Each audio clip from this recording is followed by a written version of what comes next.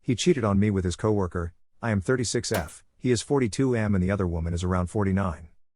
During that time we are not yet married but we have 2 children and been together for 11 years.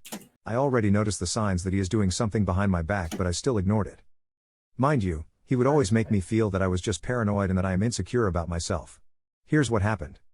Suddenly I have to move back to our province because of work but he will come home every weekend. He will only stay for a day then goes back to the city. When COVID-19 hit and most of the businesses closed down he was forced to go back home and stay with us. It was during this time that I found his illicit affair. I guess God never really allows us to be blind forever. One evening he was busy looking at his phone and he did not notice me approaching him. I just saw on his screen that he sent a selfie to someone. I just took his phone and this time he was in panicked. He grabbed the phone and deleted their conversation but I saw the name of the woman. I asked him why he sent a selfie. He said it was just their GC with the coworkers. At first I can't believe that he would cheat me with this woman.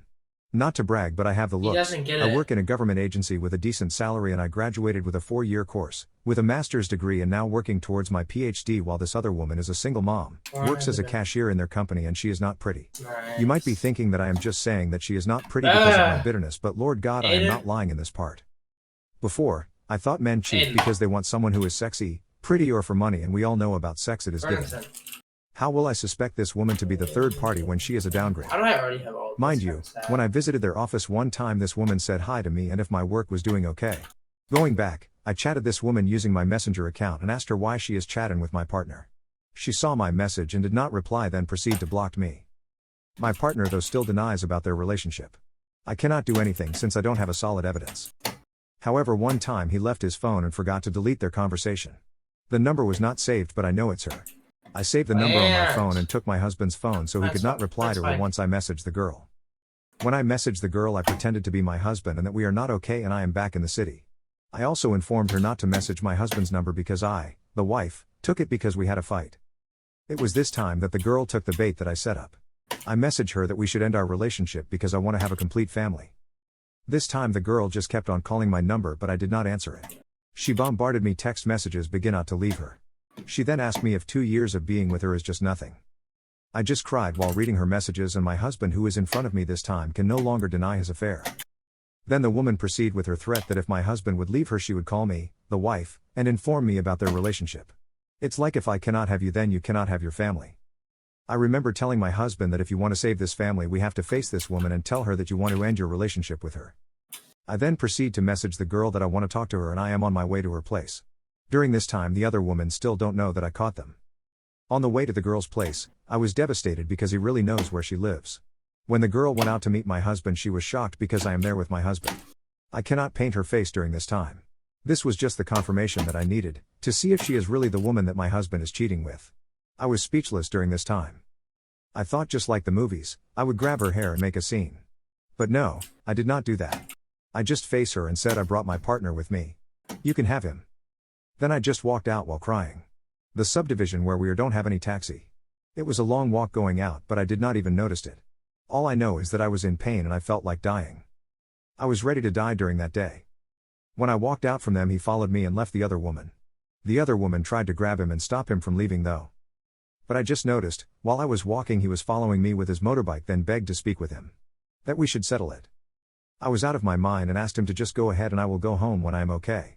Truth is, I am not familiar with the area where we are and I don't know what to do to get home. I was just walking until I was out with that subdivision. My mind was clouded with doubt while my heart was in so much pain. That I just want to die right there and then. I was just walking along the highway aimlessly without knowing where to go. Are you familiar with that feeling when you are in pain and you don't want people to know it but your tears just can't stop falling no matter what you do? I looked stupid, and a lot of things came to my mind and one of those was to just die. Suddenly a taxi pullover asked me if I wanted a ride. Without any hesitation I got into the taxi because I had that feeling that I will do something stupid if I do not go home. So I gave the driver my destination. It's a 2-hour ride from where we are. I saw the hesitation in his eyes. Imagine the amount I have to pay for a taxi. But I ignored him. While inside the taxi I tried to calm myself down. I was sitting beside the driver's seat, but damn my tears won't just stop. So he asked me if I was okay. There, I shared what happened with the driver because I wanted it out of my chest.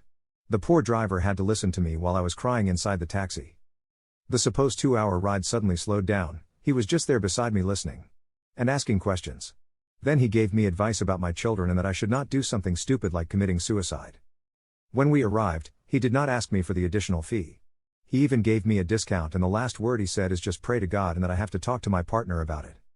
Honestly, whoever that taxi driver, I just want to say sorry and thank you. I did not even get his name and thank him properly. For those who are asking if I left him, no, I did not. I wish I had the courage to do so, but we have our children. He asked for a second chance. He also explained to our eldest daughter what happened and asked for forgiveness because she witnessed it. He also apologizes to my parents. So girls, our instinct is always right. I realize that, having beauty, the brain, degree, and work or money is not a guarantee that your man won't cheat on you. If he wants to cheat, then he will do it.